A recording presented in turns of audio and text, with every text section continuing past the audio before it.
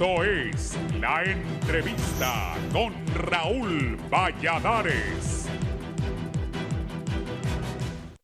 Concluida la etapa de entrevistas públicas a los autopostulantes a magistrados del Poder Judicial, la Junta Nominadora tiene 6 días para entregarle al Congreso Nacional la lista final no menor de 45 candidatos y así el Legislativo seleccione a los 15 más idóneos para integrar la nueva Corte Suprema de Justicia. A través de sus redes sociales, la Junta Nominadora publicó que concluyeron la etapa de entrevistas públicas a todos los postulantes y una vez finalizada la notificación de las resoluciones de tachas y denuncias, iniciarán la discusión de los parámetros del llenado de la matriz por cada uno de los sectores que conforman este órgano. El desempeño de la Junta Nominadora, al parecer, tiene satisfecha a la comunidad internacional. La embajadora de los Estados Unidos en Honduras, Laura Dogu, mencionó que apoya el trabajo de la Junta Nominadora y recalcó que es importante garantizar que la misma sea transparente. En ese sentido, siempre en sus redes sociales, la Junta Nominadora agradeció el respaldo y esperan contar con el apoyo de la gran mayoría de la ciudadanía, por lo que reiteran a la población estar pendientes del proceso que se está llevando a cabo. No obstante, reconocen que su trabajo no es del agrado de todos, ya que en varias ocasiones se ha criticado situaciones puntuales, como la supuesta filtración de los exámenes de conocimiento o en el proceso de tachas y denuncias, donde algunos de los postulantes excluidos se pronunciaron en contra de las decisiones de declarar con lugar estos señalamientos. Sin embargo, según la Junta Nominadora, está lista para recibir las pruebas de descontento de los aspirantes y proceder a su resolución, ya que son sus derechos. El miembro del órgano de proposición, Olvan Valladares, considera que los excluidos deben tener algo de hidalguía, de entender que las cosas no necesariamente son de acuerdo con el capricho de uno o los objetivos que uno se traza en la vida. Asimismo, diferentes sectores consideran que una crisis política en Honduras solo se podría dar si los diputados del Congreso Nacional deciden integrar en la selección de magistrados del Poder Judicial personas que no participaron en el proceso y no conformen parte de la lista que entregará la Junta Nominadora, como trascendió en los últimos días. Por lo que analistas señalan que de darse esa remota posibilidad, la nueva Corte Suprema de Justicia carecería de legalidad y de reconocimiento internacional, por lo que se sumaría un problema a la interminable lista que ya enfrenta el país, y las consecuencias sería la falta de credibilidad y Honduras se vería reflejado como un estado en donde el derecho no vale nada. Pero diputados de Libre esperan que eso no suceda, aunque la oposición no descarta que al final sigan los vicios del pasado.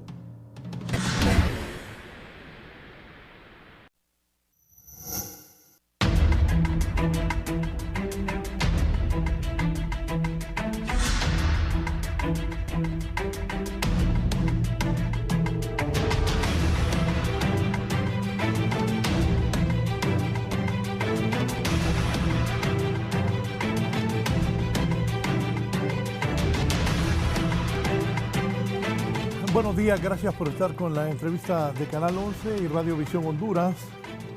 Es un gusto saludarlos. Vamos a hablar del tema de la Corte Suprema de Justicia, el proceso como ha sido llevado por la Junta Nominadora, cuando estamos ya cerca de que se determine quiénes serán los 45. Voy a saludar a la abogada María Fernanda Castro, es magistrada en la Corte Suprema de Justicia. Abogada, gracias por estar aquí. Muchísimas gracias por recibirnos. Un gusto. Usted y a su distinguida audiencia. Gracias. El abogado Rafael Canales, el presidente del Colegio de Abogados de Honduras. Rafael, bienvenido. Muy buenos días, profundamente honrado de estar con la magistrada María Fernanda y contigo, Raúl. Bien, gracias.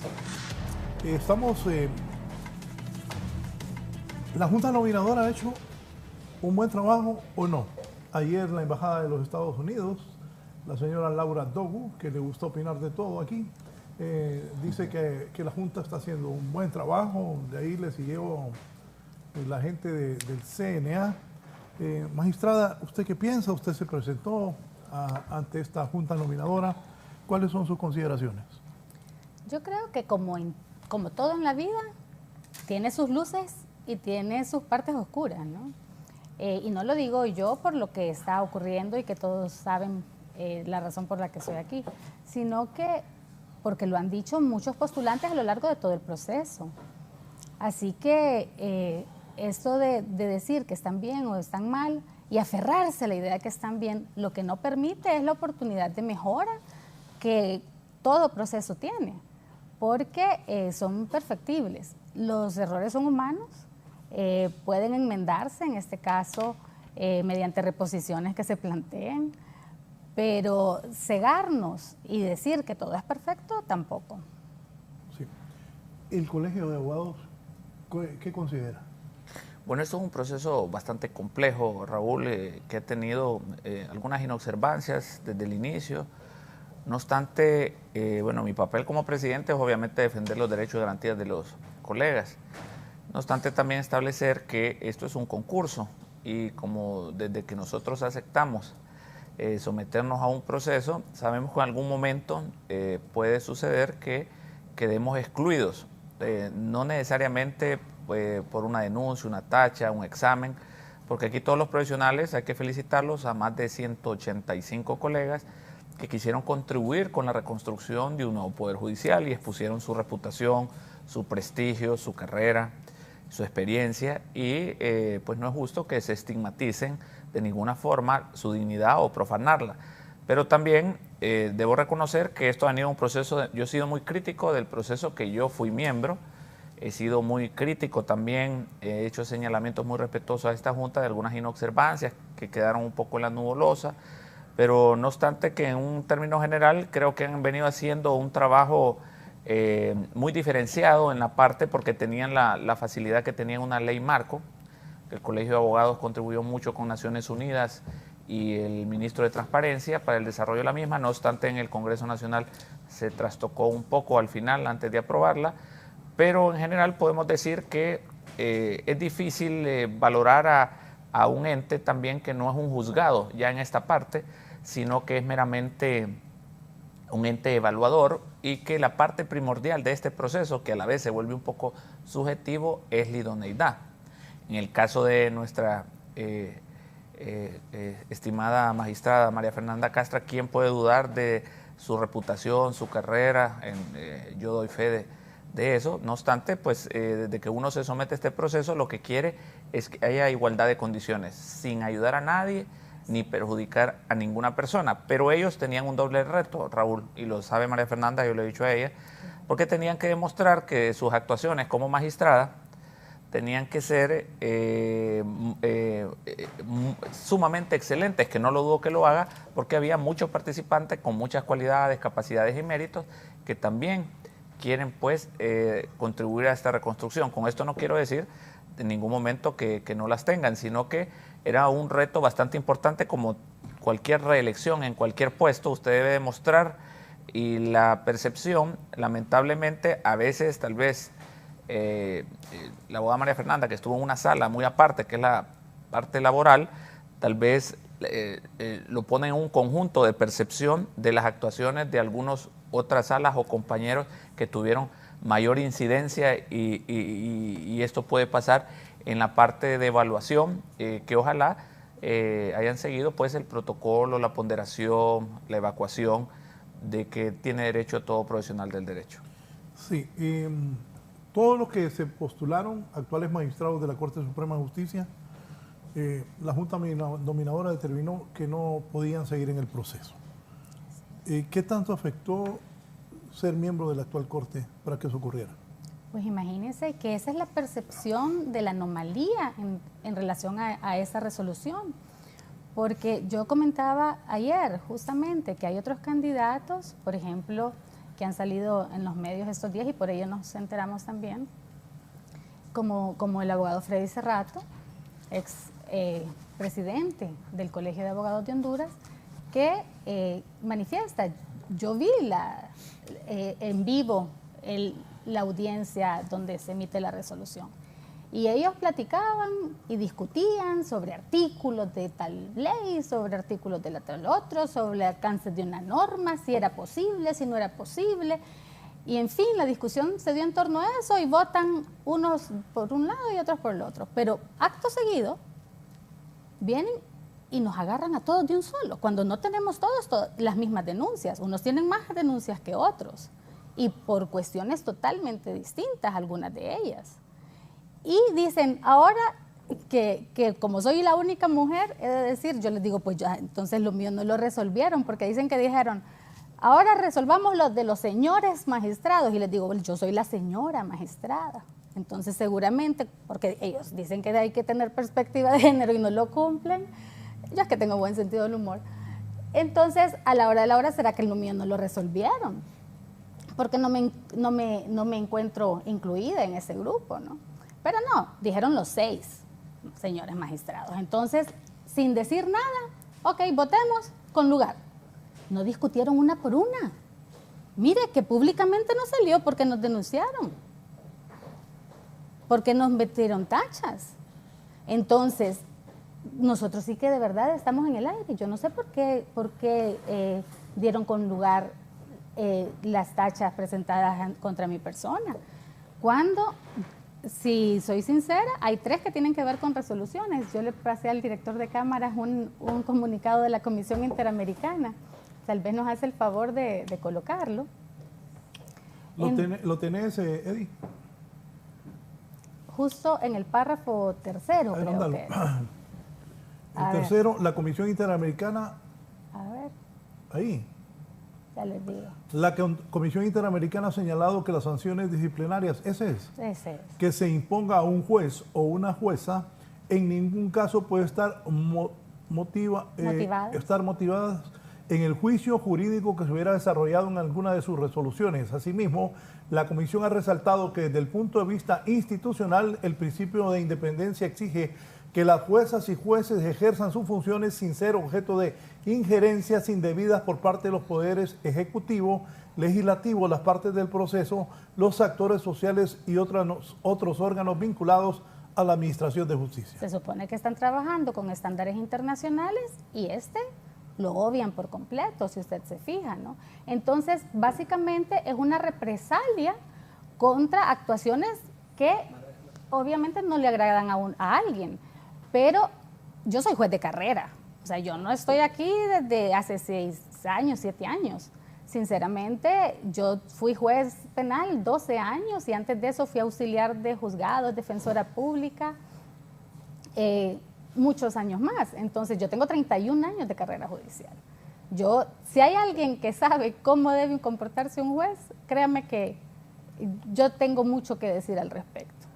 Porque además, yo llego a ser magistrada de la Corte Suprema de Justicia sin jamás, en 23 años de carrera judicial, haber sido sancionada disciplinariamente. Eso significa que hice un buen trabajo como funcionario.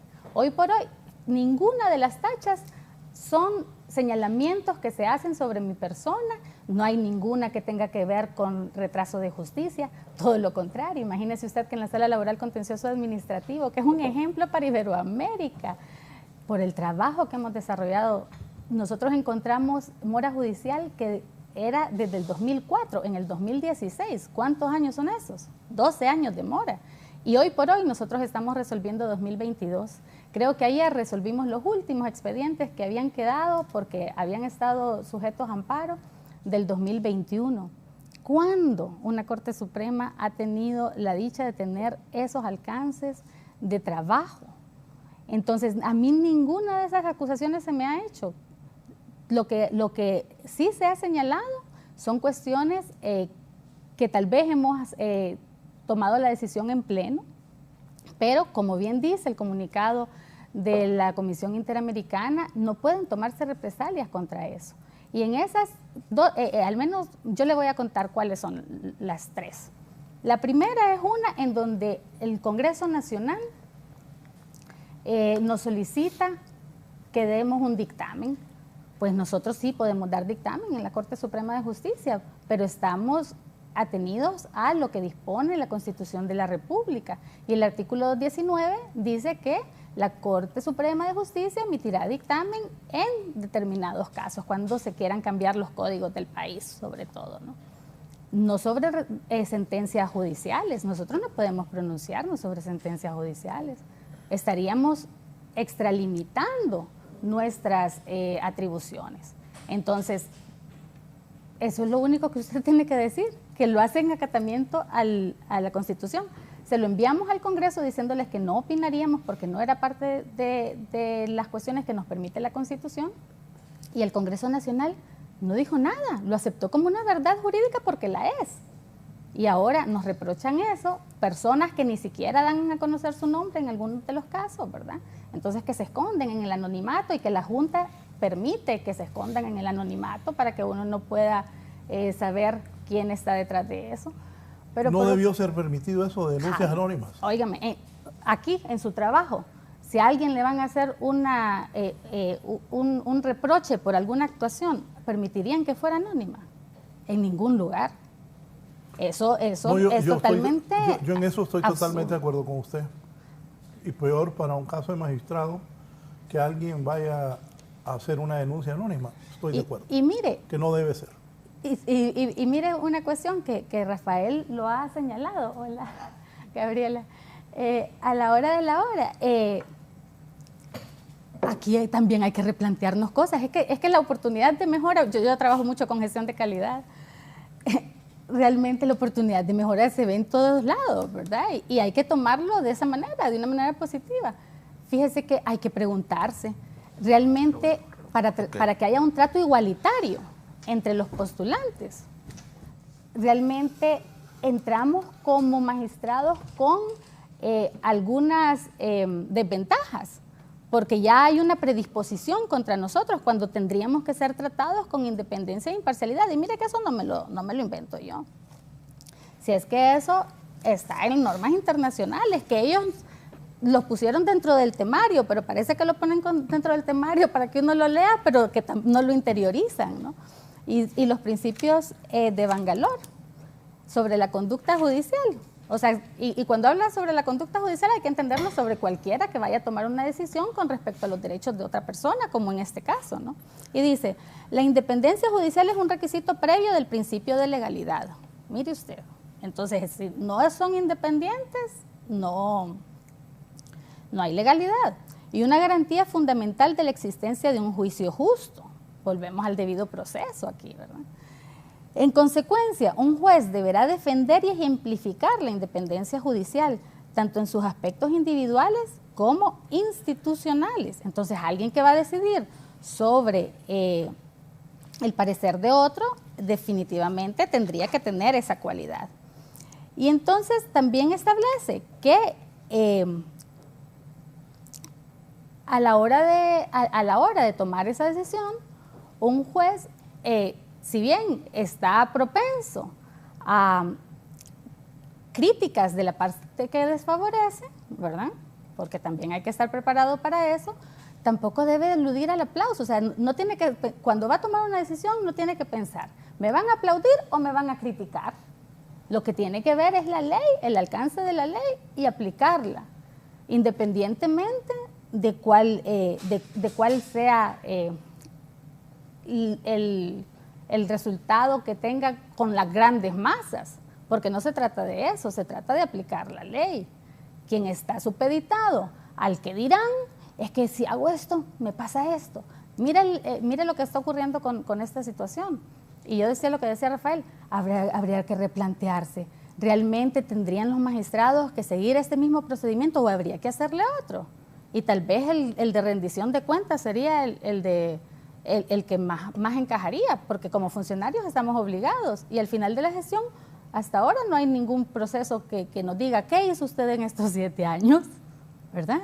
Sí. Eso sí deberíamos estar todos, y yo creo que a la población en general eso le confirmaría la certeza de que los funcionarios eran idóneos o no lo eran, ¿no? Sí. Pero así, solo porque tantos señalamientos, otra cosa. La cantidad de denuncias no es que era una individual de la otra, eran repetidas. Y a veces hasta en el mismo formato. Yo creo que las hizo la misma persona, pero las firmó otra, y ponían a firmar a otras para eso, porque hágale de cuenta que por caso A y caso B en la primera, y en la segunda con el mismo tipo de máquina, en el mismo orden, con los mismos argumentos, primero la segunda y después la primera de la anterior. Entonces, definitivamente, aquí estamos, yo le diré porque vengo, yo no soy una persona mediática, yo soy una persona quien me conoce, yo trabajo hombro con los equipos de trabajo que conformo, llego a mi trabajo, trato de dar lo mejor de mí, siempre. realmente quien trabaja conmigo le gusta trabajar conmigo porque sabe que vamos a obtener resultados y que no exijo cosas que no estoy dispuesta a dar. Entonces yo también me siento a trabajar de la misma manera, pero además de que creo que sí se ha vulnerado mi dignidad como persona y como profesional en este tipo de proceso que para mí no es transparente porque no dijeron por qué, no hubo discusión, me metieron en un... ¿No es transparente el proceso? Al menos esta parte no. Al menos esta parte, para algunos podrá ser transparente, pero con otros no fueron tan transparentes, porque como le digo, hubo casos en los que se decidió sobre las tachas con amplia discusión. A mí alguien me dijo, vieras cómo fulanito se partió el pecho defendiendo a tal. Aquí ni defendiendo ni diciendo que éramos malos, es que fue tan fácil votar. Era como un circo romano, arriba, abajo, ya estuvo. ¿Les afectó a ustedes, los actuales magistrados, esa decisión de la reelección, que eso es algo que se dice, y de la aprobación de las sedes? Antes de hablar de eso, yo le diré, la afectación aquí ha sido personal, pero también es institucional, porque se quebranta la imparcialidad. ¿Y por qué digo eso? La independencia, perdón. La imparcialidad por parte de ellos, pero la independencia de los jueces. Imagínese usted el mensaje que se está mandando a los actuales postulantes, a los que quedan de los 15, si a nosotros ya nos descartaron. Pero, y por eso estoy aquí, más porque todo por la independencia. Una, por enarbolar la bandera de mi dignidad como persona, pero segundo, por la independencia judicial, que es algo por lo que yo he luchado durante toda mi vida, desde que inicié mi vida profesional siendo estudiante de Derecho, porque ahí comenzó mi carrera judicial. Yo salí del colegio y empecé a trabajar en la corte. Yo trabajé ad honorem, yo fui archivera. A mí nadie me va a contar los retos y desafíos que ningún puesto tiene, porque los he tenido prácticamente todos. Después de archivera fui escribiente, después fui secretaria de juzgado, fui defensora pública, fui juez de letras en el Inquisitivo. ¡Ay, eso es otra cosa! Fui juez de letras en el Inquisitivo, fui juez del Tribunal de Sentencias en el primer juicio oral y público, presidí el primer juicio oral y público, fui asistente de la sala penal, fui asistente de la sala constitucional. Yo sé de la institución. Y cuando le digo, esa es otra cosa, es que fíjese que en el Inquisitivo los procesos eran escritos. Y una de las cosas que nosotros hemos adelantado muchísimo en los procesos actualmente es que no admitimos ya prácticamente juicios escritos. Pasamos a la oralidad porque le dimos tantos desafíos a la escritura. Primero, la delegación. Segundo, la tardanza. Tercero, el hecho de que un juez técnico no fuera el que al final decidiera, porque la decisión prácticamente la tomábamos quienes éramos auxiliares, ¿verdad? Entonces, y esta parte de aquí, esta es escrita, hay que contestar por escrito. No nos dijeron, vaya, vengan a contestarlo oralmente, y ahí nomás que lo hubieran decidido, y uno con sus argumentos explicar ese tipo de cosas. No, eso fue escrito. Entonces ahí retrocedieron en procesos en los que hemos avanzado en muchas materias, como la penal, como la civil. Por otro lado, el derecho a ser oído. Como era escrito, pues a ser oído no. La Constitución de la República establece el derecho a ser oído, pero aquí ni el derecho a ser leído, porque yo le aseguro que no leyeron eso. Si lo leen, toman una decisión muy distinta, o al menos hubieran discutido.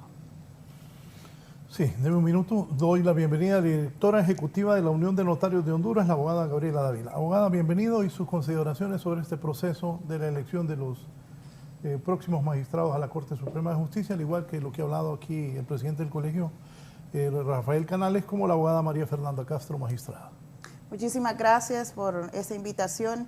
La verdad es que ha sido un proceso que ha tenido de todo un poco. En momentos hemos sentido bastante transparencia y en otros momentos hemos entrado en duda, ¿verdad?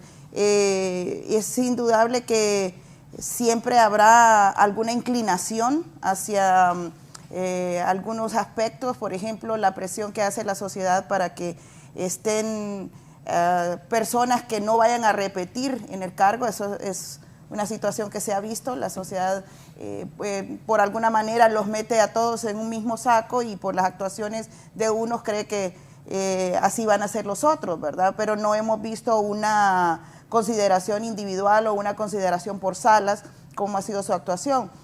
Entonces, parece mentira, pero tenían bastantes denuncias y bastantes situaciones o tachas las personas que han trabajado en el Poder Judicial, ¿verdad? Cuando son aquellos que sabemos que están formados, pues son de carrera, ¿no? Y que deberían tener esa oportunidad de estar ahí al frente. Ahora, ha habido otras cosas buenas del proceso también, ha habido situaciones en las que, ha habido exámenes, han pasado bien los exámenes, incluso con buenísimas notas, los magistrados fueron de los que mejores notas obtuvieron, ha habido exámenes psicométricos que los han pasado también, investigaciones patrimoniales, personales y que también les ha ido muy bien, pero bueno, llegó este punto que la ley contempla de las tachas y las denuncias, y aquí ya se sabía que varias personas, ya fuera por una situación personal o fuera porque a veces incluso me cae mal, entonces iban a empezar a poner este tipo de tachas y denuncias. Y al final, es cierto, las discusiones fueron en algunos casos bastante fuertes, incluso las decisiones fueron 4-3, y en otros casos fue casi como que, unánime, ¿verdad? Un consenso. Entiendo que este día está preparado para decirles a cada uno de los que fueron excluidos del proceso por qué fueron excluidos. Habría que ver si esa es la oportunidad en que las personas pueden enterarse qué es lo que está pasando y si consideran que tienen alguna acción que puedan ejercer en contra de esta situación, pues en la protección de su dignidad, como bien lo manifestaba la magistrada, pues hacerlo. Nosotros cuando se dio el examen, como notarios, sentimos que había una desigualdad en la manera en que se había puesto el examen, ¿no? Porque habíamos hablado de cuestiones hasta de tecnología, de edad, de conocimiento, de que fuera una igualdad en el tema que se iba a examinar, pero igual pues fue una decisión de la Junta y quedaron excluidos una buena cantidad. Incluso enviamos una nota al Congreso para que se interpretara algunos artículos por esa parte, porque lo que estábamos buscando era que personas que sabíamos que eran idóneas para el cargo pudieran seguir en el proceso. Pero bueno, la Junta tenía sus leyes, sus reglamentos y en eso quedó nada más, en una petición, ¿verdad? De ahí no se le dio trámite a nada. Entonces seguimos como observadores del proceso tratando de cuidar de los que quedan ahí y ver en qué podemos apoyar para los que de alguna manera pues se han sentido ofendidos o se han sentido dañada su dignidad y su imagen. Sí. Abogado Canales, usted es presidente del colegio y también se sometió al proceso. Sí, es cierto.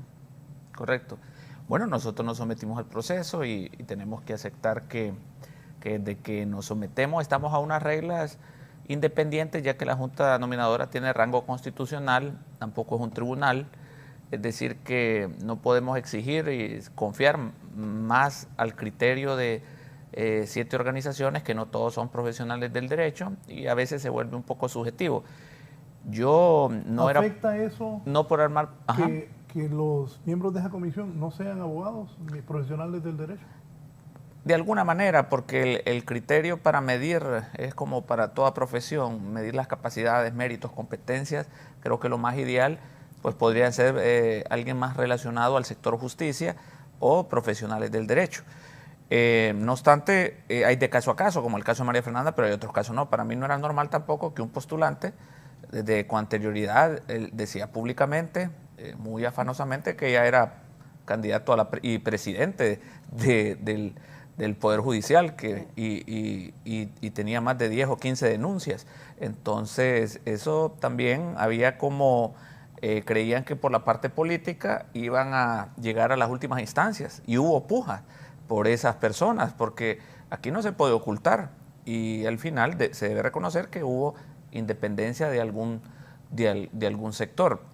Por otro lado, hay que diferenciar bien que una tacha es un elemento oculto o desconocido, que fue los elementos, Raúl, que dio la directora del Consejo Nacional Anticorrupción. eso no significaba tampoco que es un estado de una persona para profanarle la dignidad o es un debido proceso. Y es muy diferente la denuncia, que hay que explicarlo. La denuncia ya fueron particulares en los cuales consideró algunas personas la incompatibilidad para ejercer el cargo de determinada persona. El debido proceso se da en un juicio. Aquí no es un juicio, básicamente es una valoración personal y a eso se somete uno. Yo y mi papel definitivamente es proteger los derechos, garantías y la dignidad de los profesionales del derecho. Lo que yo no puedo aceptar es que, y lo dije en su momento cuando yo participé, que no se podía, yo saqué una honrosa y modesta nota de 73%, me faltaron 2 puntitos, pero el que sacó 75 no es que era un genio, ni tampoco nosotros es que éramos unos burros, y se fueron 50 en ese lote que académicamente pasaron, pero al final se acepta porque esas eran las reglas del juego, pero lo que no permitimos nosotros como colegio es que se estigmatizara como al director del COEP, a otros presidentes del Colegio de Abogados que sacaron una nota, Evidiscua, etcétera, que curiosamente tienen medalla de oro, algunos que quedaron fuera jueces, medallas de oro a la universidad en sus maestrías, pero en ese examen no se pudo pasar. Pero lo que volvemos, y lo tengo que decir muy contundentemente, sería nefasto, aunque que el Congreso tomara la lista de personas que, no están, que ya no salen de ahí, o que se incorporara gente que ya quedó excluida del proceso, hasta me incluyo yo, porque usted lo ve en otros poderes del Estado, que algunas personas no pasaron algunas pruebas y después quedaron de titulares. Y yo lo tengo que decir porque debo pensar más en Honduras, no en un partido político. Y sencillamente, a veces, y quiero decirlo públicamente, de nada sirve que una persona no tenga denuncia, no tenga tacha, pero no tiene temperamento, no tiene carácter, no tiene méritos, no tiene competencia, no tiene posiciones claras, le truenan los deditos a un sector económico o político y se hinca. Entonces, aquí hay que ver también, no por quedar bien, porque no lo hice la Junta, yo fui miembro de la Junta. Ahí se cuentan historias que hasta algunos fueron a celebrar, otros se pusieron tristes. Lo que yo he señalado, y lo voy a señalar porque no tengo compromiso ni con el partido de gobierno, ni el partido que estuvo anteriormente, y con ningún sector, es que se respete la dignidad de los profesionales que participaron y que quisieron contribuir. Aquí no quiere decir que María Fernanda, su servidor, Gabriela o cualquiera de los otros candidatos sean malos profesionales. Quisimos contribuir a la reconstrucción de un poder judicial, pero están llegando de conformidad a los criterios que pueden ser subjetivos realmente, en algunos casos, a descalificar o no dejarlo. Porque pongo el ejemplo de la distinguida magistrada, nadie le garantizaba tampoco, aunque le hubieran pasado las denuncias, que tampoco ella iba a estar dentro de los 45.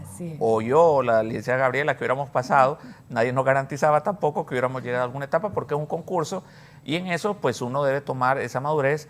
Y creo también, y debo decirlo, que dentro de estos 82 postulantes, buenos hombres y mujeres que están participando, no son santos, porque Raúl, no hay santo que no tenga pasado ni pecador que no tenga futuro. Entonces, hay buenos profesionales, creo en las competencias de cada uno de ellos, respaldamos que sigan en este proceso y ojalá en el Congreso tampoco no le andan viendo ni denuncias, ni méritos, ni nada, sino, óyeme, y fulanito, ¿de qué familia es y de qué partido es? Entonces ahí se parte todo este gran proceso. Entonces el trabajo creo que la Junta debe facilitarle, y el Congreso, como una respetuosa recomendación de parte del presidente del Colegio de Abogados, es que se puedan poner, primero, separarse los que tienen un conflicto de intereses para tomar una decisión objetiva, y segundo, que por primera vez se pueda buscar un poco más de méritos, competencias, capacidad, posiciones y trayectoria profesional de estos 45 que van a llegar al Congreso Nacional. Sobre esto, el abogado Carlos Chactur me escribe y dice: buenos días a los panelistas, creo que descartar la participación de un profesional del derecho por una denuncia que no tiene una resolución de un órgano autorizado dándole término al proceso de investigación, claramente violenta el principio de inocencia. Honduras es un país donde cualquier ciudadano puede denunciar a un funcionario y estas denuncias no pasan por un filtro previo para darle admisión. Lo mismo sucede con las demandas, por lo que considero que la simple existencia de una denuncia no es suficiente para eliminar a un aspirante a ser magistrado. Más bien creo que lastimosamente la Junta proponente se ha instrumentalizado como medio para obtener revancha. En lo personal conozco a la abogada María Fernanda Castro, así como a su padre, que también ejerció esta noble profesión y son personas íntegras. No podemos ignorar que hay políticos que en todo meten las manos, también esas organizaciones de sociedad civil. El abogado Chactur. Me decía que no revisaron las tachas. Imposible que las hayan revisado. Sí, imagínese que hay, al menos, bueno, no las revisaron en el inicio. Yo le diré que no nos enviaron, cuando nos notificaron las tachas, individualizado solo lo mío. Yo tuve a mi disposición un escrito que tenía como 40 personas señaladas. En uno de ellos incluso no me encontraba yo y dije, ¿será que se equivocaron? Y cuando le pregunté a un compañero que tenía el mismo numerito de denuncia, le digo, ¿y usted cómo contestó esa? Pero pensando en función de, contestó, pues a mí no me señalan, ¿verdad? ¿Cómo ponemos?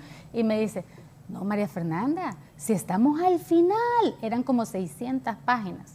Nos gusta la lectura, supongo, a todos, porque estudiamos carreras que denotan que nos encanta leer. ¿En cuánto tiempo nos tardamos en leer un libro que nos gusta y que solo tiene 300 páginas? ¿Cuánto tiempo nos tardamos? No se diga en leer denuncias de miles de personas y cada una tenía tal vez varias aristas. Y esa, yo tenía un parrafito así chiquitito, era lo que decía de mí. Y mire que me acuerdo de esa porque ahí voy a diferir un poquito de Rafael. No, como no, si existe el debido proceso en todo lo que te decida y significa una restricción de derechos de un ciudadano. En este caso nos están restringiendo el derecho a ser electos. Y eso lo dice el artículo 8 de la Convención Americana, que en cualquier materia en donde esté un derecho de por medio a ser decidido, tiene que existir el debido proceso y todavía más si estamos en un Estado de Derecho o lo queremos fortalecer. Y en este caso por eso hay ley. Por eso hay reglamentos y hay un protocolo de resolución de tachas y denuncias.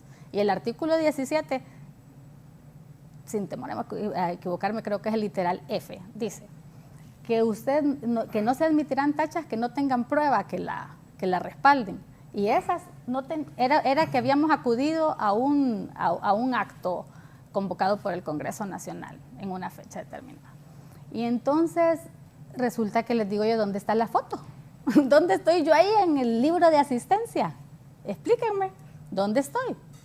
Entonces, de plano y por cuestiones de forma, tuvieron que haberla desestimado. No la leyeron, porque si lo hubieran leído, lo hubieran desestimado. Pero por razones de fondo. ¿Y desde cuándo ir a un lugar y no hacer nada ilícito es algo que pueda tachar a una persona? Ahora usted va, hace un escándalo público, mata a alguien, hace cualquier otra situación que esté reñida con la ley, ahí usted sí va a ser responsable, aunque el acto no haya sido para eso, ¿no? Entonces, definitivamente no las pudieron haber leído. No hay capacidad instalada para leerlas, sobre todo porque estaban en audiencias y lo vimos todos. Durante todo ese tiempo estuvieron en audiencias que terminaban tarde. Y las audiencias prolongadas, bonitas audiencias.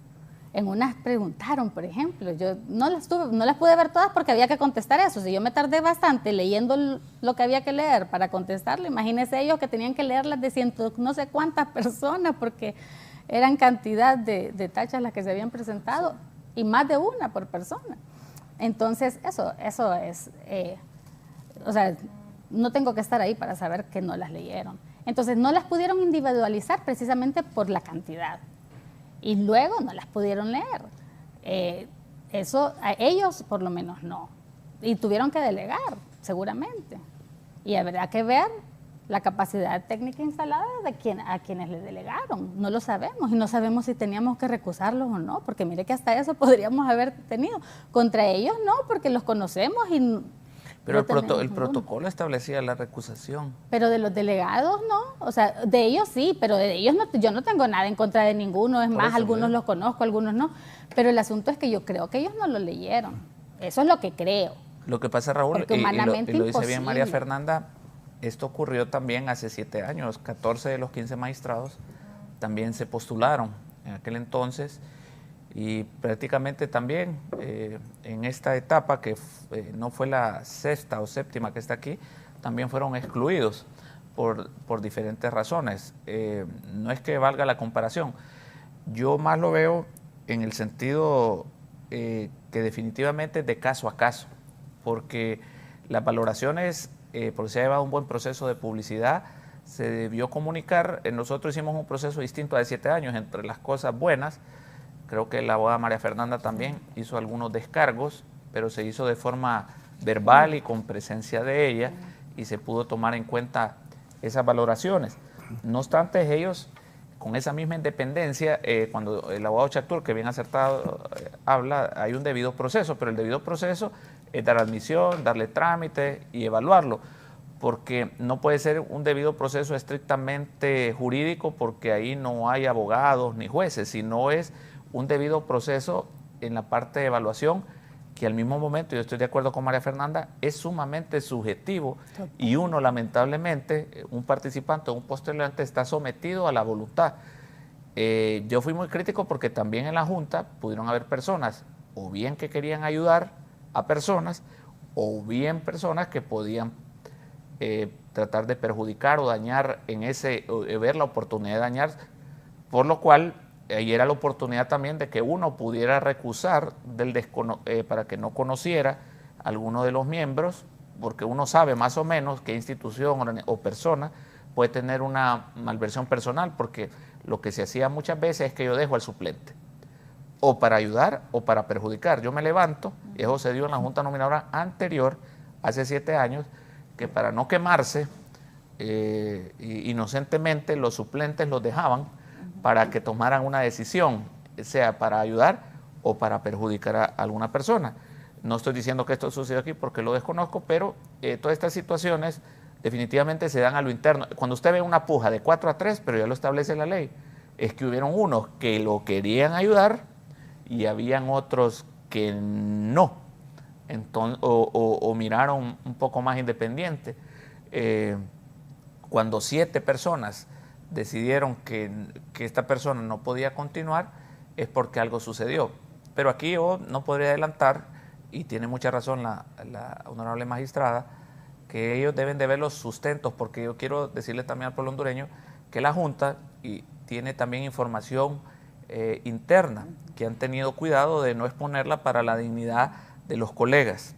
Y una información patrimonial y de investigaciones que se hicieron a lo interno, que también no lo pueden exponer al público, ni mucho menos porque nosotros lo hemos pedido como colegio, decirla públicamente. Entonces eso yo creo que se la deben de decir personalmente, porque hay casos, yo lo debo decir, hicieron investigaciones patrimoniales de algunos que tuvieron tachas, pero no salieron específicamente por las tachas, sino porque se les investigó que tenían X o Y circunstancias patrimonial excesivas. No es el caso de María Fernanda, ni todo es popular de quién, pero y de otros argumentos en los cuales no se miraba normal. Entonces, en la parte de idoneidad, me imagino que ellos también tuvieron algo. ¿Alguien así presentarse a querer ser magistrado de la Corte teniendo una situación complicada en ese sentido? Tuvieron valor también de exponerse de esa manera. Mira, y de caso a caso, yo les explico, hubieron algunas personas que con el respeto, porque yo también como soy crítico y autocrítico también de los abogados, habían postulantes que ya decían que ya estaban pues en los 45, y no solo magistrados, sino presidentes de la Corte. O sea, eso es indignante, bueno, hasta para la Junta, que una persona ya pueda decir que ya está dentro de los 45. Yo en lo privado hablé con algunos amigos y yo les hacía la recomendación, es difícil postularse. Y María Fernanda, que lo dije al inicio, que merece todo mi respeto, porque para mí y familiarmente, académicamente y sus actuaciones es fenomenal, pero eso es lo que yo pienso.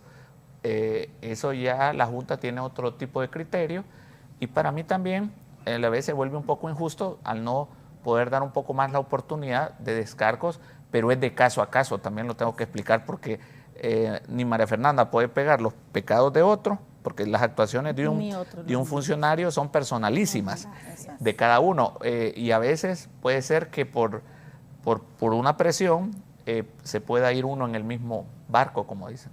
Abogada Adriana.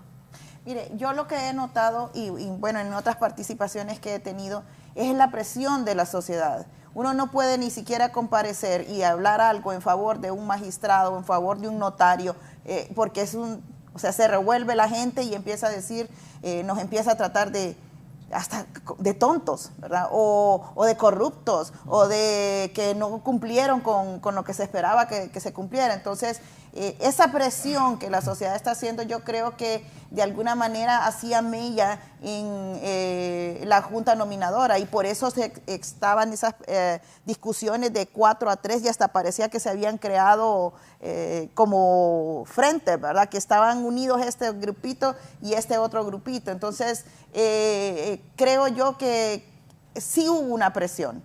Mucho de la sociedad, de hecho, muchas de las denuncias que llegaban solo era como chisme, pues llegaba algo y ni siquiera llevaba una prueba, pero igual las tenían que valorar, igual tenían que verlas, igual tenían que discutirlas. Entonces, sí puede ser que algunas cuestiones se dieron también por esa presión que la gente estaba teniendo sobre la Junta Nominadora, y que ellos pues no querían quedar mal con el pueblo, que sentía que lo iba a juzgar. Ahora, que se perdieron elementos buenísimos en este proceso, en estas tachas, gente con mucha preparación que era idónea para el cargo, sin duda alguna. Cuando usted escucha las entrevistas, y bueno, yo he tenido la oportunidad de escucharlas casi todas, y escucha cómo se expresan algunos, usted dice, no sé si de verdad esta persona va a poder estar ahí en el cargo, porque la manera en que habla sobre el derecho, incluso ni parece jurista, ¿verdad? La manera en que está hablando. Pero, y no con esto quiero demeritar a nadie, solo estoy diciendo que sé que fuera del proceso quedaron personas que también eran idóneas, pero las reglas del juego se dieron con esta ley y con el reglamento. Yo estaba leyendo y el reglamento desde un principio ya le venía diciendo a usted que si salió una tacha o una denuncia, usted quedaba fuera. Entonces, ahí, de repente, ahí fue donde tuvimos que poner un poquito más de atención en cómo se emitía este reglamento y en esas facultades que le daba a la Junta, para que así nomás, pues si decía sin lugar, quedaba totalmente excluido la persona del proceso, ¿verdad? Permítame, solo voy a hacer una pausa para continuar con mis invitados de esta mañana en la elección de los nuevos magistrados de la Corte Suprema de Justicia.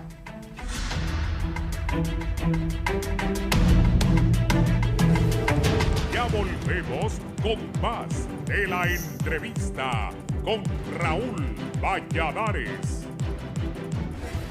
Continuamos con más de la entrevista con Raúl Valladares. La Casa Blanca rechazó las críticas por sus fragmentadas revelaciones sobre el descubrimiento de documentos confidenciales en la vivienda y la que era la oficina del presidente Joe Biden, y sostuvo que aún podría retener información a fin de proteger la investigación del Departamento de Justicia. Ian Sams, vocero de la oficina legal de la Casa Blanca, declaró a reporteros que la presidencia está publicando información a medida que la consideran apropiado, en respuesta a críticas de que la información está siendo difundida de manera demasiado gradual. Sams enfatizó que la Casa Blanca está atenta del riesgo de divulgar material que no está completo. Estamos tratando de ser lo más transparente y lo más informativo posible hacia ustedes en la prensa y hacia el público en general, pero respetando la integridad de una investigación del Departamento de Justicia que sigue abierta, declaró el funcionario. El descubrimiento de los documentos en propiedades de Biden complica la indagación federal sobre el expresidente Donald Trump, que según el Departamento de Justicia se llevó miles de documentos marcados como clasificados a inicios de 2021 y durante meses se resistió a los pedidos del gobierno de devolverlos. Este ha sido un informe para la entrevista.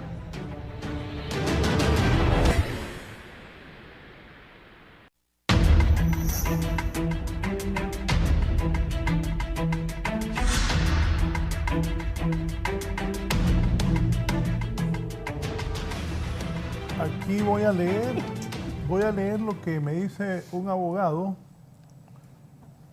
Roberto Zelaya. Dice, no es un proceso judicial, pero claro que cualquier evaluación es requisito que haya debido proceso. En este caso, el derecho inviolable de la aspirante de defenderse de una tacha o de una denuncia anónima. Y no solo quien evalúa lea lo que le imputan y que lea y resuelva sobre el escrito de descargo que presenta quien se defiende. No hacerlo es violar un derecho sagrado que es el derecho de defensa. Eso hay que compartírselo al presidente del Colegio de Abogados de Honduras. Es debido proceso indispensable que haya, sobre todo tratándose de denuncias anónimas. Si no, lo que define la clasificación es el chisme, y eso es inaudito que suceda. No es un proceso judicial, pero claro, que en cualquier evaluación es requisito que haya debido proceso. En este caso, el derecho inviolable del aspirante de defenderse de una tacha o denuncia anónima, y no solo que quien evalúa lea lo que imputan y que lea y resuelva sobre el escrito de descargo quien presenta y se defiende. No, estamos totalmente de acuerdo. Nadie ha dicho que se violente el debido proceso, pero esto es un debido proceso no jurisdiccional, esto es un debido proceso de evaluación, que es muy distinto.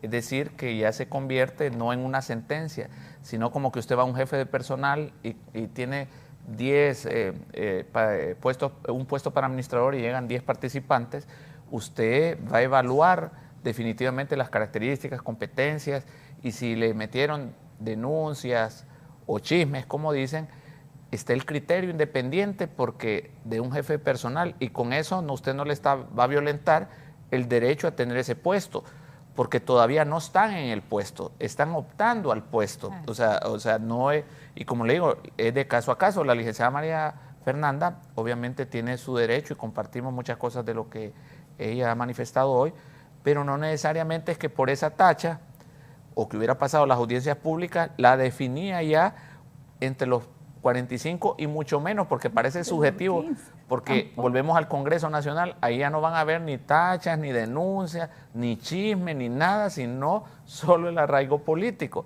Entonces todo ese proceso al final se vuelve confuso y sumamente subjetivo para valorar las características, méritos, competencias y sobre todo posiciones e independencia, que es lo más importante de un candidato o postulante a la reconstrucción de un nuevo poder judicial en nuestro país.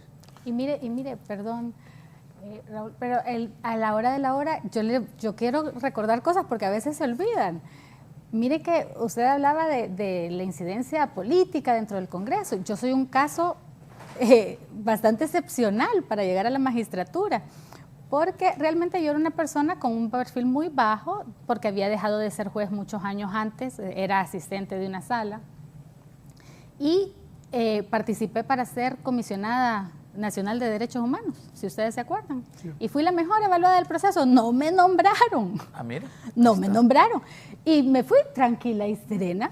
¿Por qué? Porque sentí que era un proceso en donde nos hicieron entrevistas en el Congreso, pues presentamos nuestro humilde currículum a disposición del Estado para que se tuviera en cuenta.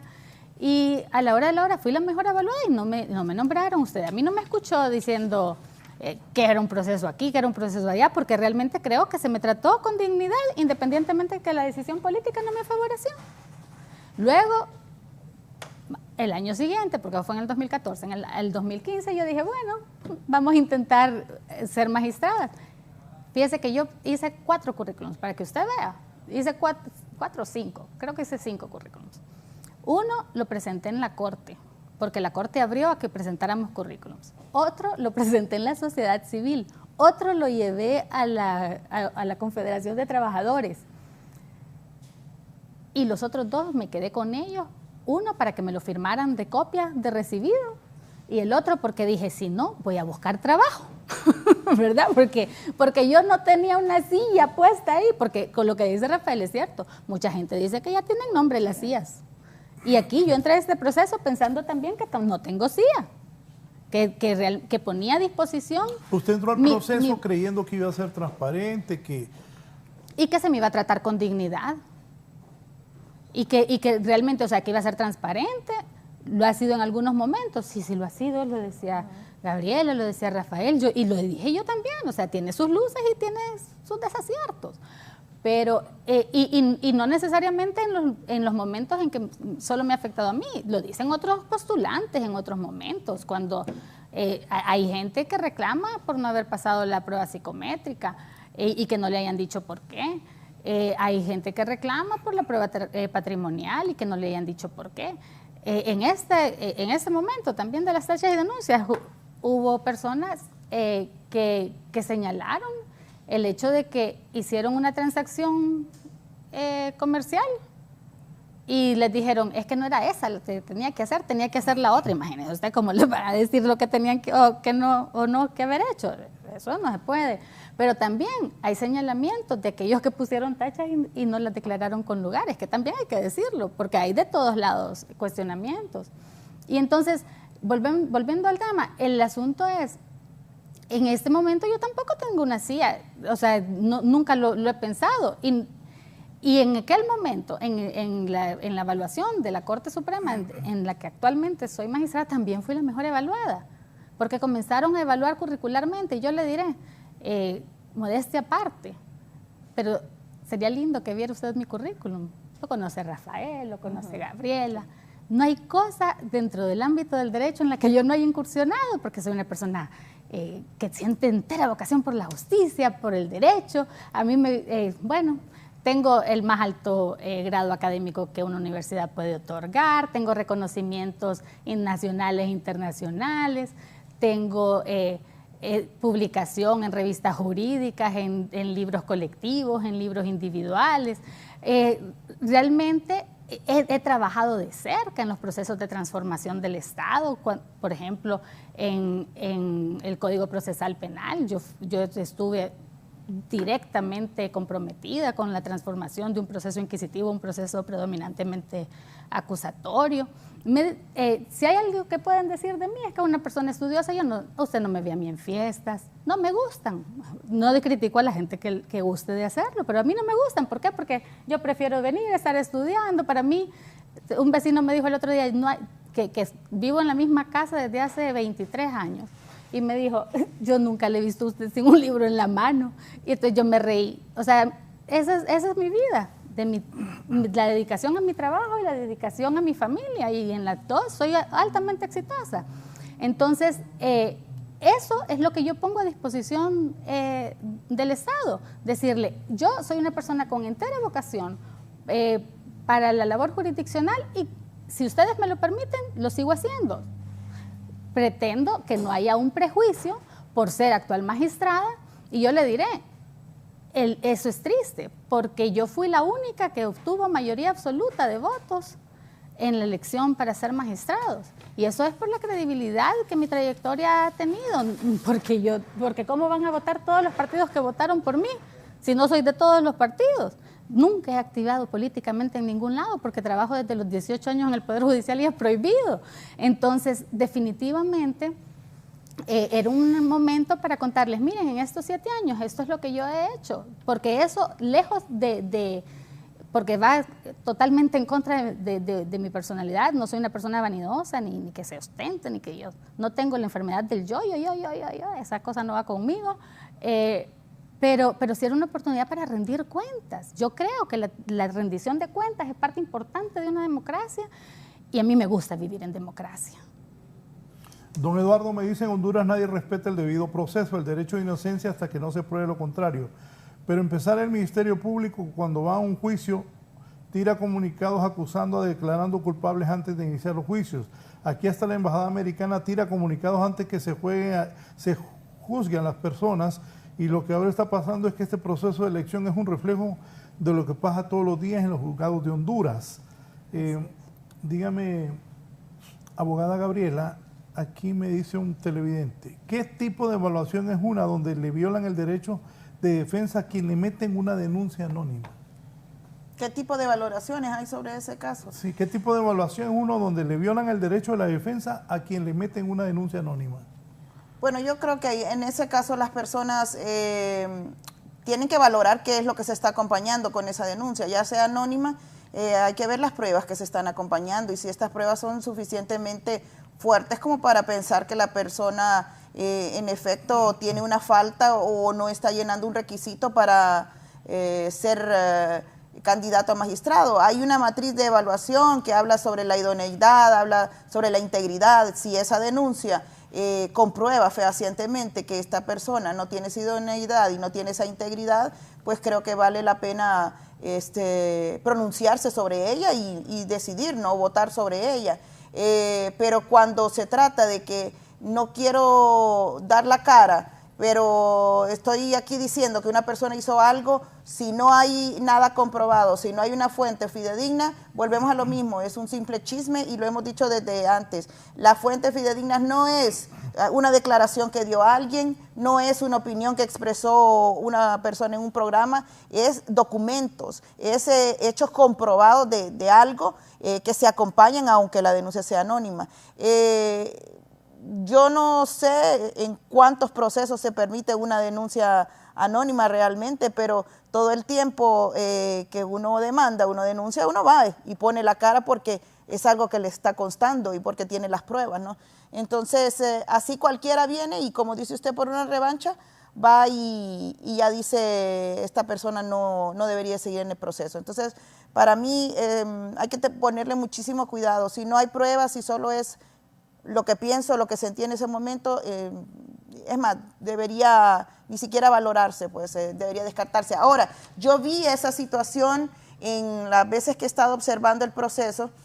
Ellos hablaban de varias denuncias, habían personas que tenían tal vez más de 10 o 12 denuncias por ahí y muchas decían, es anónima pero no trae ningún tipo de prueba y la descartaban automáticamente, que eso me pareció bastante bueno, ¿verdad? Que no era solo por lo que alguien dijera. Incluso habían denuncias bien raras sobre, ni siquiera era sobre el postulante, sino de la hermana del postulante, del cuñado del postulante, de que fulana estuvo en algún momento en concubinato, en unión libre, no sé, algo por el estilo, y empezaban a dañar la imagen de la persona. O sea, ni siquiera tenía nada que ver con la persona. Entonces, lo que decía la magistrada es bien importante ver qué fueron los razonamientos o qué fueron los elementos que se presentaron como para que al final hubieran declarado con lugar esas tachas o esas denuncias. Y máxime si se trataban todas sobre una misma situación. Sí, solo voy a hacer una pausa, pero ha trascendido que los diputados estarían incluyendo personas que no participaron en el proceso de evaluación por esta junta nominadora. Yo espero que eso no sea cierto. Pero volvemos a platicar sobre eso al volver, después de la pausa.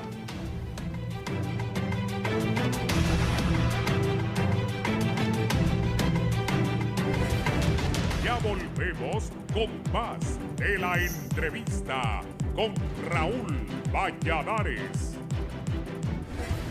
Continuamos con más de la entrevista con Raúl Valladares.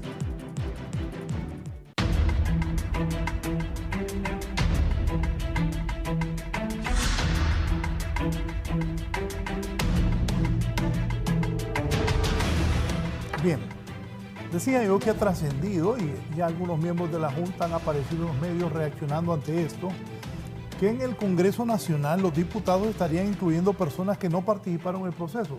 Ojalá que no, porque ahí sí la situación sería más difícil. ¿Qué piensan de eso, abogada? Bueno, yo creo que es una situación que nos llama a la reflexión de muchas cosas y es hasta alarmante de alguna manera, ¿no? Pero bueno, no sé la fuente, si proviene realmente desde el interno del Congreso, no, hasta ahora tengo conocimiento de eso. Me llamo a la prudencia por el puesto que ostento. No, sería nefasto, sería nefasto, sería una burla para todos los colegas, sería una burla para todas las instituciones, sería nefasto, sería antidemocrático, sería un retroceso brutal de toda la historia democrática del país. Yo no, en lo personal, no creo que vaya a suceder y a quien se le haya ocurrido creo que es una ligereza o una cuestión meramente mediática, pero yo lo dudo mucho que esto pueda suceder. Culminando el proceso de las denuncias, también en mi ponderación, porque debo ser objetivo, tampoco es que una denuncia la tomaron y que con esa fue que eliminaron, no, o sea, le dieron, tal vez el trámite no fue el correcto, pero admitieron, analizaron, y digamos, algunas personas tenían 10 o 12 denuncias y admitieron 5, otras tenían 5 y no admitieron ninguna, algunos que tenían 10 y con una fue que pues no continuaron el proceso, para bien o para mal. Yo no estoy diciendo que estuvo bien o mal, creo que faltaron elementos de mayor debido proceso en que pudieron contar con la comparecencia de los denunciados, y una tacha no es lo mismo que una denuncia, ya lo dije, porque el CNA, aunque mandó 50 personas con varios hallazgos o elementos desconocidos o ocultos, esto no significaba tampoco de que una persona era responsable de ese acto porque no ha sido juzgado por juez competente. Únicamente lo veo yo, a mi parecer, que es un parte que lo pusieron a la vista para ser tomado en cuenta en la matriz de evaluación, en la parte específica de idoneidad, que son los elementos de méritos, competencias y capacidades de lo que se está buscando del perfil de un nuevo magistrado. También debo reconocer que la abogada María Fernanda, y no lo dijo ella, pero lo voy a decir, ella fue la mejor evaluada en el proceso anterior, ¿verdad? De conformidad a los méritos, competencias y capacidades. Ahora hay otros procedimientos distintos que yo creo que han ido en mejora en el marco de la nueva ley, pero creo que el mensaje debe ser positivo, porque he visto algunos sectores como el CNA, que yo he respetado mucho sus actuaciones, señalamientos y denuncias. No obstante, yo creo que el mensaje que debemos dar al pueblo hondureño y principalmente el Colegio de Abogados de Honduras es de esperanza, de que independientemente hay buenos profesionales en este proceso y que tienen la oportunidad de reconstruir la credibilidad también, que no es que se perdió en estos 7 años, sino se ha perdido la percepción favorable del Poder Judicial, lamentablemente, de forma general, porque no se trata solo de los magistrados, sino que es una transformación que se debe hacer al Poder Judicial integral desde las Cortes de Apelaciones, los juzgados de letras y sobre todo en la supervisión que debe haber del acceso a la justicia imparcial, que es el clamor popular, y volver a esa independencia que tanto se desea de forma integral, no solo de una sala o de un pleno, sino de todo el sistema de justicia de nuestro país. Entonces el mensaje que yo quiero dar, que no de negativos, de componendas, no, de que hoy es la gran oportunidad de que existen buenas personas de todos los partidos políticos, libre, nacionalista y liberal, que quieren contribuir a la reconstrucción de un nuevo poder de justicia en nuestro país. Me dice el abogado Jorge Castillo Flores, pregúntele al presidente de la Corte del Colegio de Abogados de Honduras y a los demás si no leyeron los escritos de descargo presentados por los aspirantes, ¿les violaron su derecho de defensa? Si votaron excluyéndolos sin considerar sus escritos de defensa, ¿es una evaluación justa, ética y correcta, abogado? Si no los leyeron, solo quiero, para terminar, si no los leyeron rápidamente, obviamente le violentan. O sea, tuvieron que leerlos por fuerza. Bueno, la situación se dio así, ellos se dividieron en grupos. Se asignaron los distintos expedientes y cada grupo lo evaluaba junto, en cada grupo había abogados, porque como no todos los miembros de la Junta son abogados, en las divisiones que hicieron y la distribución de expedientes, habían abogados y leían, y luego venían a las reuniones y empezaban a exponer así en manera general los casos, y luego procedían a la votación. Se supone que en esas reuniones técnicas que tenían o en esos grupos que hacían, se habían leído los descargos y se habían leído a profundidad las denuncias. Por eso en algunos casos decían, estas denuncias no tienen ningún fundamento, se trata sobre este caso, pero no tiene ningún fundamento. Entonces, lo que sugiere, vaya, por ejemplo, si era sociedad civil, lo que sugiere sociedad civil es que se inadmita la denuncia. Entonces ya votaban y decían inadmitido, ¿verdad?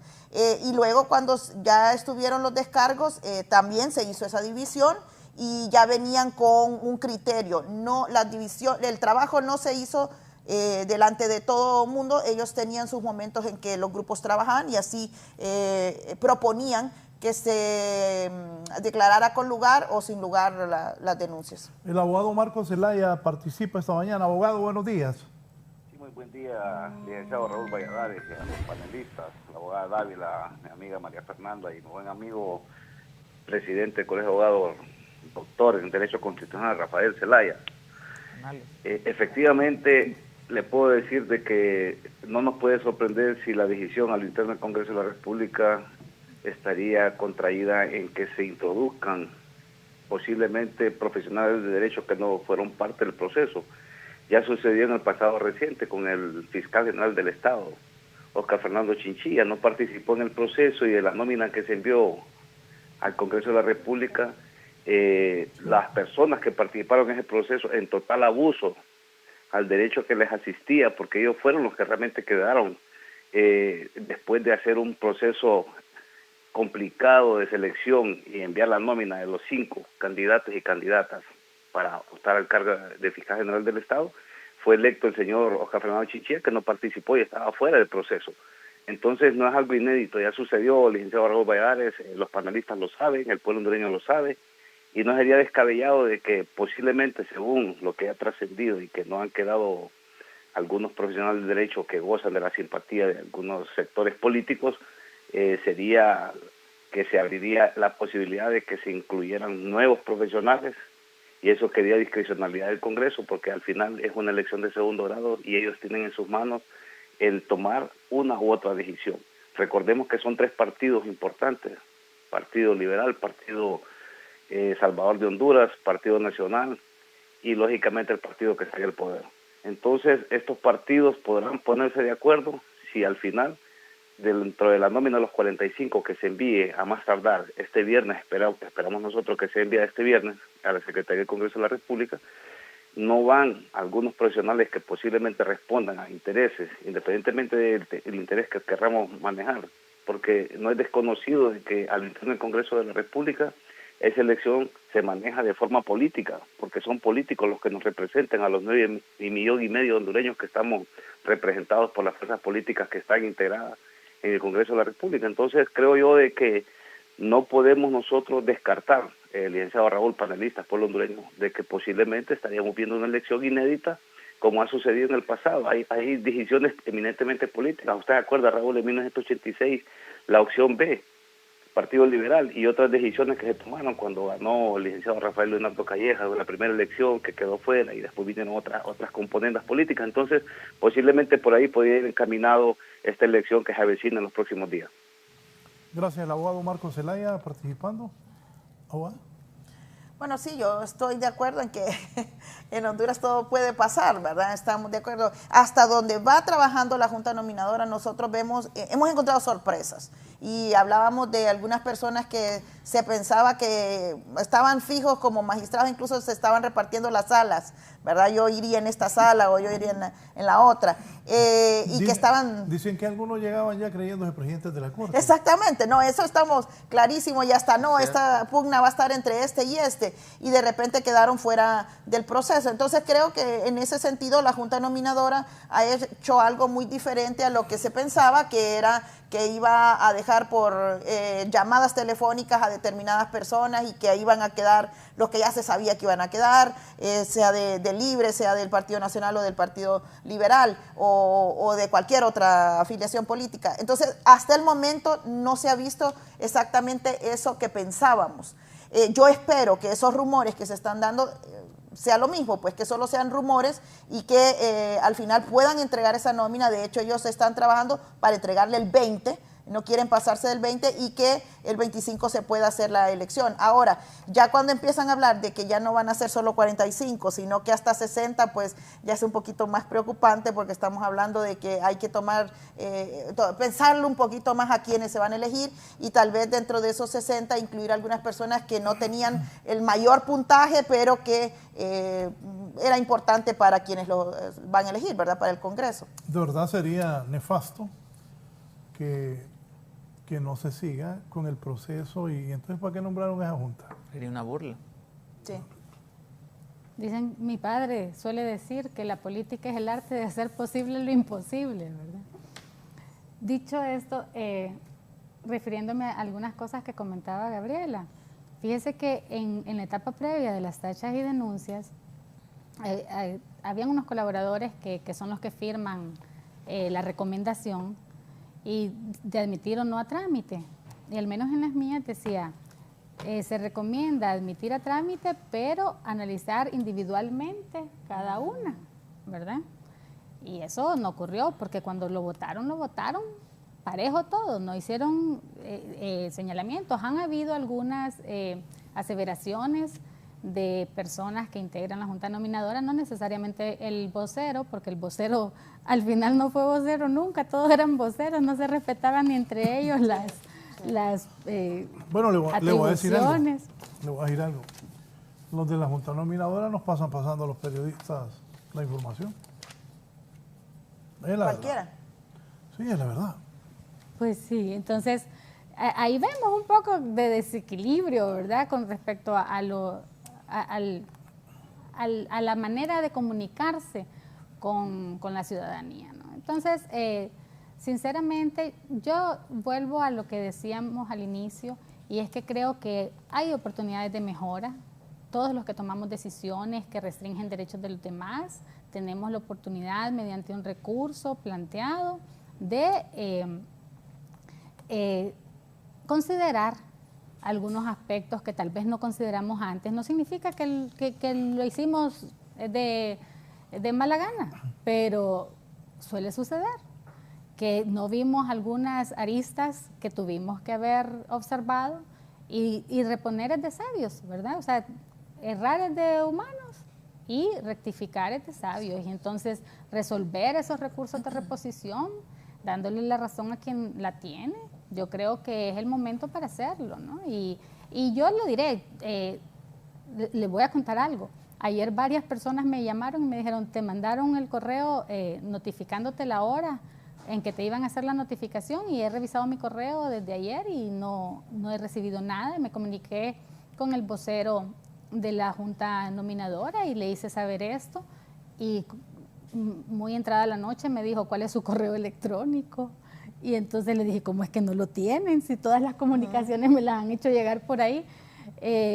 Y en eso se me descargó el celular y no se lo pude mandar, se lo mandé hoy en la mañana. Hace poco le acabo de mandar un mensaje diciéndole que todavía no tengo el comunicado, pero parece que no lo ha leído porque no me lo contestan, no me citan.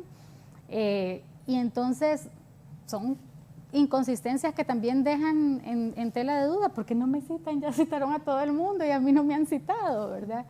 Entonces, pero obviamente, como ya antecedió cuál va a ser el resultado de esa notificación, entonces yo creo que está clarísimo que he anunciado que voy a presentar una reposición, y yo espero que tengan la sabiduría de rectificar.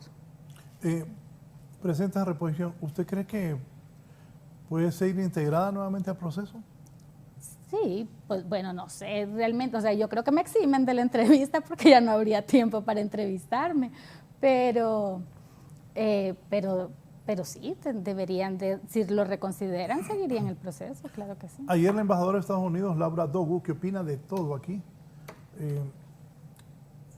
Es cierto, aquí no he visto que el embajador de Honduras en Washington, este muchacho Wu, opine de que a Biden le dieron unos documentos secretos que algunos consideran que ponen en peligro la seguridad del Estado norteamericano, que el presidente tenga esos folders ahí. Es bonito ser embajador de Estados Unidos aquí en Honduras. Todos opinan de todo lo que quieran.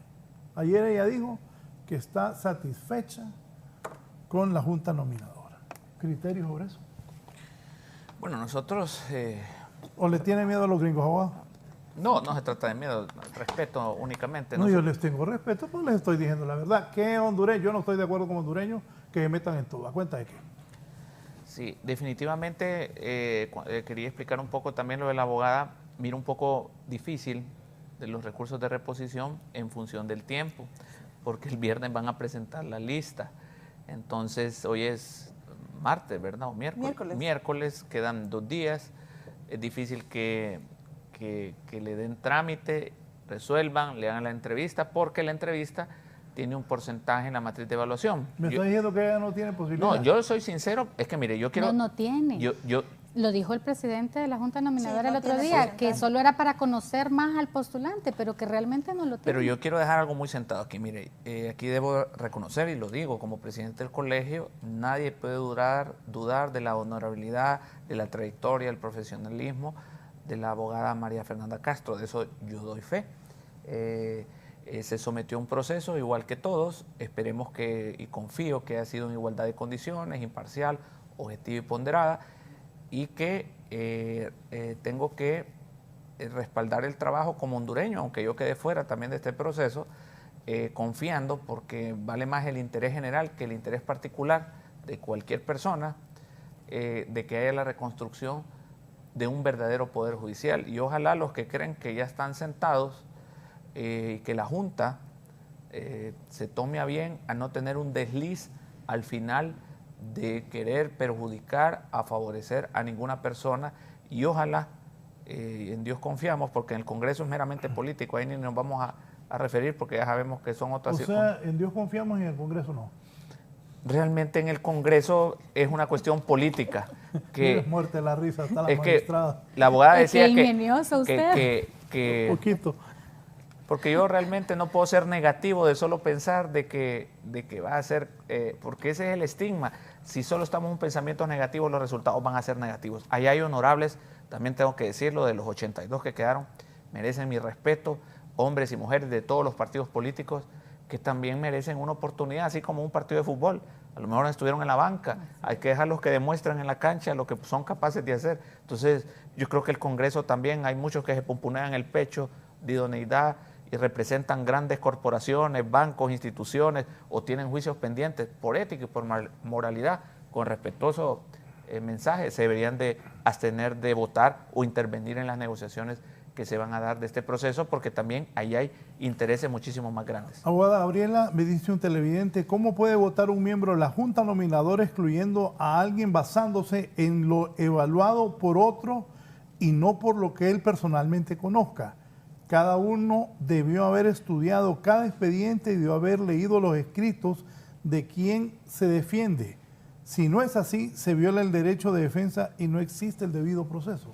Fíjese que es que lo que pasa es que la ley establece, y el reglamento también, que ellos pueden auxiliarse, tienen asistentes y tienen auxiliares, y que tienen un equipo técnico del cual ellos pueden ir con ellos y para que les ayuden a armar los expedientes y hacer algunas valoraciones. Como le decía, algunas personas del grupo de la Junta no son abogados, no son profesionales, pero en otras ramas, entonces siempre necesitan una asistencia técnica. Entonces ya la ley contempla que ellos pueden pedir sus asistentes y pueden pedir sus auxiliares y conformar con esto los expedientes y hacer algunas valoraciones. Lo que sucedía ahí, por ejemplo, era que el que estaba presentando el caso lo explicaba con lo que su equipo le había ayudado a armar, lo explicaba y lo sometía a discusión. Una vez que se discutía, en algunos casos se discutía mucho, como lo mencionó la magistrada, se notaban las defensas férreas ahí, ¿verdad?, de alguien, y en otros casos era como que ya se llevaba una idea, pues, de que la persona no se le iba a declarar con lugar o que se le iba a inadmitir. Entonces, la ley contempla el uso de asistentes y de auxiliares para poder formar los expedientes y ayudarles a hacer las valoraciones a ellos. Pero hay que decir que los auxiliares no pueden, no tienen la responsabilidad que tiene el titular. O sea, el hecho de que tengan la posibilidad de tener auxiliares, eso no los exime de ser ellos quienes estudien el caso, porque al final la responsabilidad es de ellos, es personalísimo. De acuerdo. El estudio del caso se hacía básicamente al momento que estaban las audiencias, venían y exponía el caso o el que fuera que se le asignó, lo exponía y decía sucede esto, esto y esto y esto, y estas son las pruebas que se presentaron y a discusión. Entonces se admite o se inadmite o se declara con lugar o sin lugar. En el caso nuestro parece que solo dijeron, esta persona tiene tantas denuncias con lugar. ¿Cuántas denuncias tenía usted? Ellos sumaron 6, pero la verdad es que no eran 6 porque eran repetidas un expediente y otro. Eran 6 expedientes con las mismas denuncias en la mayoría de los casos. ¿Y esas anónimas? Pues, imagínese. Y mire que entonces dicen, es que, porque a veces hicieron la salvedad de que pidieron reserva del nombre. ¿Cómo va a creer usted que usted no va a tener derecho a saber de dónde proviene? Porque hasta eso podría meritar una respuesta, porque si es alguien con quien usted tuvo alguna diferencia, pues entonces hay una cuestión subjetiva. Pero una pregunta, María Fernanda, ¿no desestimaron ninguna? Pues no sé. No, porque sí salió salió un comunicado, digamos, hay gente, yo vi que gente que tenía 10 denuncias, se admitieron 5, o sea que les descartaron 5 como primer filtro, digamos. Es que de eso ya no hubo comunicado de esa manera. Es que lo es cierto, trataron diferente. nosotros pasamos un cuadro. Sí, pero fue con los anteriores, después de las resoluciones que tomaron el viernes a medianoche, porque hay que decirlo, que lo tomaron el viernes a medianoche. Se dividió esa junta nominadora, unos a favor y otros en contra. Y entonces, a la hora de la hora, con nosotros no sucedió eso, solamente nos dimos cuenta por el video, porque se estaba pasando por Facebook Live, lo que se estaban decidiendo, pero ellos no hacen un comunicado de cuáles son y cuáles no. Cuando los empiezan a entrevistar en estos días, algunos miembros de la Junta Nominadora dijeron se les declaró con lugar por 2 tachas. Pero es que yo vi un cuadro anterior que es, o sea, el que tenía 10 denuncias, eso me refiero, ni eso les notificaron, porque habían 10 y después salió una resolución y decía si admitieron solo 5 y iban a otro proceso. Es que ahí también actuaron diferente. Yo creo que solo tuvieron tiempo a las personas que solo tenían 1 o 2 expedientes, porque no se trata de que sean denuncias, porque vaya, un expediente puede contener 10 tachas, porque son 10 hechos distintos. Así que esas personas que solo tienen una, no es que solo fue un hecho el que le señalaron seguramente sí, pero posiblemente no. Entonces, expedientes teníamos, los que teníamos más de 5 expedientes, básicamente en algunos casos solo dijeron de aquí para adelante ya no hay tiempo y mejor admitirlas a trámite. Eso es la impresión que nos da. Aquí está, sí hubo un comunicado. Todas nos la admitieron. En el caso suyo, sí, magistrada, decía admitidas a trámite 6. Habría que ver si pasó lo mismo con todos los magistrados, ¿verdad? Pero les estoy contando yo que hay tachas que tuvieron que, por no tener sustento, desechar y no las desecharon. Entonces, definitivamente, ahí se aprecia. Lo que se puede apreciar de eso es que llegó un momento en que el tiempo los contrajo a decir, mejor que presenten descargos y lo evaluamos después para ganar tiempo, porque no tenemos tiempo para estar analizando una a una, porque como les comento, en muchas de ellas, en muchos de esos expedientes no estaba solamente mi persona. O sea, si ustedes, creo que también hay un comunicado que dice los números, compartimos número de expediente con muchas personas, no necesariamente magistrados, habían otros funcionarios, otras personas de otras instituciones, a veces del Poder Judicial, pero también de otras instituciones del Estado. En su caso, ¿usted cree que hay una rectificación o cree que ya está descartada totalmente? Pues jurídicamente debería de haberla. Debería haberla. De no haberla, ¿cómo queda usted? ¿Qué piensa? Vamos a considerar los pasos a seguir. No voy a adelantar qué voy a hacer porque tendría que pensarlo. Es una situación... mire, los que somos jueces y que somos jueces de años, nos apasiona el derecho porque nos apasiona, ¿no? Pero tenemos una cualidad de la que poco se habla y que creo yo que es muy importante, y es la cualidad de la templanza. No hay que hacer cosas así apresuradas porque me gana el ánimo, ¿no? Hay que tomarse su tiempo, estudiar los escenarios y ver cuáles son los pasos a seguir. ¿Por qué quiere volver a ser magistrada? Yo siento una entera vocación. ¿Usted cree que hizo lo correcto a lo largo de estos 7 años? ¿O qué fue más? ¿Lo correcto o las equivocaciones en su gestión? Yo estudié Derecho porque tengo realmente una vocación hacia la judicatura. Fíjese que en algunos países a quienes estudian Derecho los obligan a decidir. Por ejemplo, España, usted tiene que decidir si hace oposición para ser fiscal y eso va a ser toda su vida. Si va a ser juez y va a ser juez toda su vida. Si es notario y va a ser notario toda su vida. O sea, usted tiene que decidir en qué. Si ese fuera el caso aquí, yo hubiera decidido desde el inicio ser juez. Creo que tengo esa entera vocación de servicio a través del ámbito jurisdiccional y por eso quiero ser juez. Si usted me pregunta... creo yo que más allá de lo subjetivo que yo pudiera considerar mi trabajo, el trabajo se respalda por sí solo.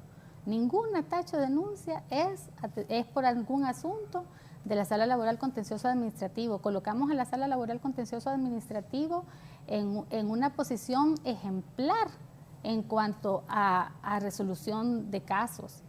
aplicamos las reglas de Brasilia para las personas en condición de vulnerabilidad, tenemos una comunicación directa con la persona usuaria, tenemos un buzón de sugerencias que leemos cada tanto para ver cómo están las necesidades de la persona usuaria y satisfacerlas, porque creemos en las oportunidades de mejora. Y hay una escala dentro de la gestión de calidad, que es la escala de Likert, que mide la satisfacción del usuario, y hemos tenido en todos esos años 5 de 5 de satisfacción del usuario. Usted sabe qué es eso en un mundo en donde estamos tan acostumbrados a señalarnos.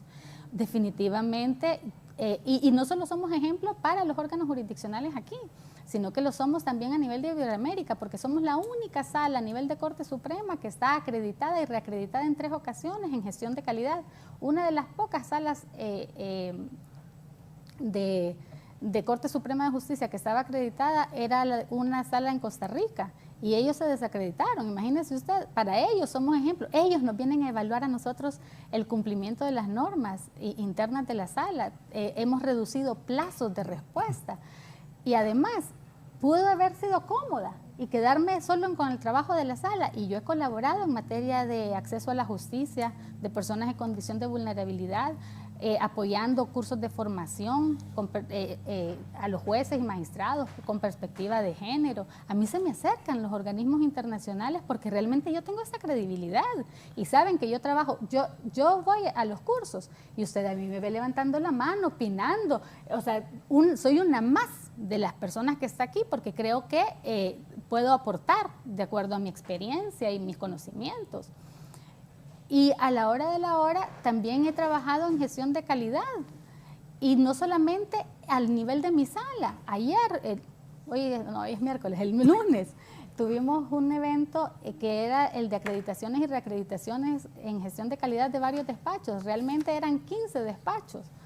2 de ellos se reacreditaban en tercera ocasión, 8 se reacreditaban en segunda ocasión, y 5 se acreditaban por primera vez. Eso significa que hay sistematizada la información. A mí me encantaría, pueden ir como ciudadanos y los invitamos a ver a cualquiera de esos despachos para que les informen cómo trabajamos.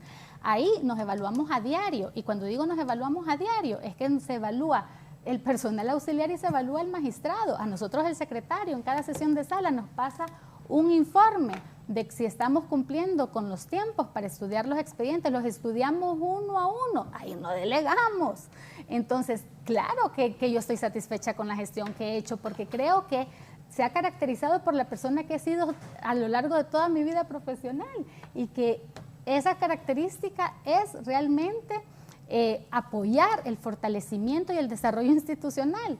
Yo a alguien se lo decía en una entrevista el otro día, yo en cualquier trinchera en la que me encuentre, porque siento realmente esa vocación, lo voy a seguir haciendo. No es algo de que, no, ya no soy magistrada, ya no hago nada. No, yo voy a ser una ciudadana bastante activa en eso. Créame usted, desde cualquier trinchera, si hay algo con lo que usted puede contar, es que voy a poner mi mejor esfuerzo y mi mejor voluntad por hacer que el sistema de justicia sea un sistema de justicia que atienda a las necesidades de la población. Eso es algo que lo hago por convicción.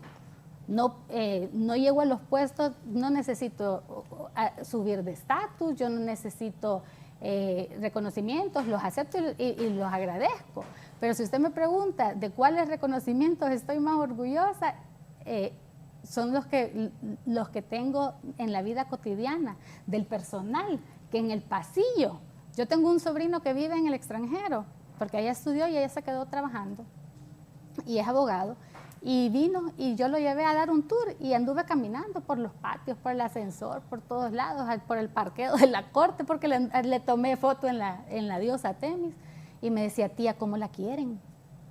Y le decía, claro, a mí me habla el vigilante, a mí me habla el alguacil, la señora que limpia, la conserje, porque he crecido ahí, en esos pasillos.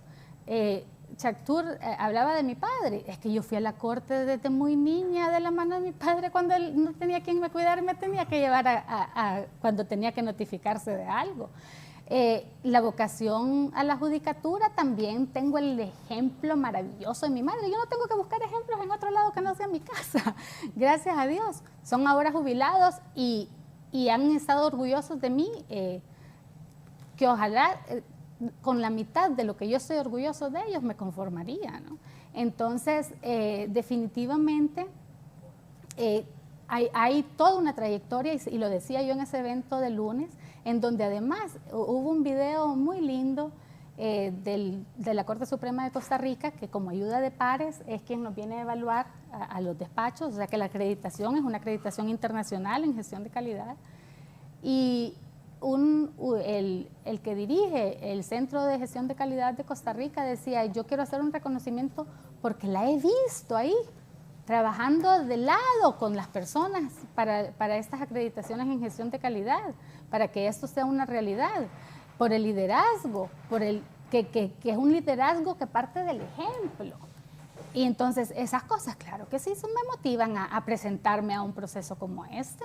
Y son las que me mantienen en pie y son las que hacen que yo diga, no me quedo aquí, yo voy a pedir una reposición porque creo que eso es lo justo. Esos son los reconocimientos. Los demás, los intangibles, porque los demás aún... Yo he sido reconocida por la Universidad Nacional Autónoma, por el Colegio de Abogados, por cantidad de capítulos, a nivel internacional también.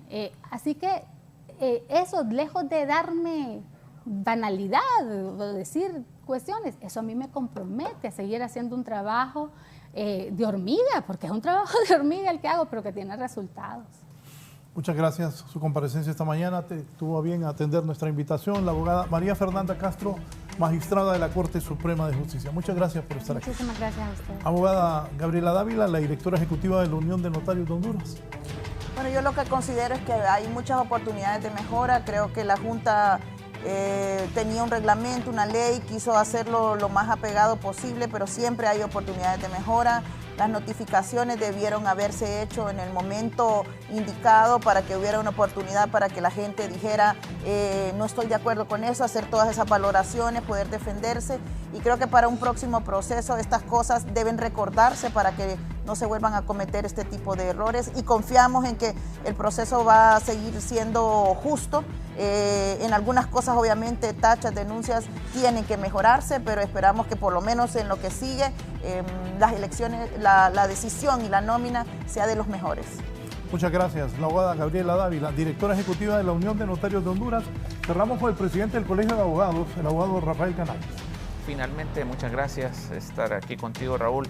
Bueno, primeramente reconocer el esfuerzo, la voluntad y el deseo de todos los abogados que han participado en este proceso, que quisieron poner su nombre y prestigio para reconstruir un nuevo Poder Judicial, reconocer el trabajo de las 7 organizaciones en este gran esfuerzo a Honoren por tratar de hacer el mejor proceso de evaluación, con algunas inobservancias como todo proceso, desearle todo, y no lo dudo, el éxito a todos los colegas que lleguen al ser los nuevos magistrados de la Corte Suprema de Justicia, y que confiamos y solicitamos enérgicamente al Congreso Nacional puedan hacer una elección que se recuerde de una forma inédita, imparcial, objetiva, y que prime más los intereses de Honduras y no de ningún interés político ni económico de nuestro país. Muchas gracias, Raúl, por habernos invitado, muy honrado. Gracias a los tres por haber aceptado la invitación. Ahí te mandé una foto. Si la puedes colocar, Eddie, antes de irnos, antes de retirarnos del foro de la entrevista de Canal 11 Radiovisión Honduras. Eddie, ¿la tenés?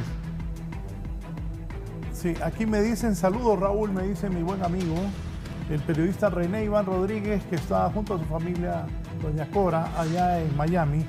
Dice, saludos Raúl, la abogada María Fernanda Castro tiene que ser admiradora de la juez Ruth Bader, y ahí la imagen de la juez. Un saludo, Iván, a la distancia, un gran abrazo. Qué lindo terminar con este mensaje, un emblema de mujer en la vida pública de un país. Muchas gracias. Volvamos, por favor. Gracias a ustedes por su amable y gentil sintonía. Que estén bien, los invito a seguir aquí con nosotros en Canal 11.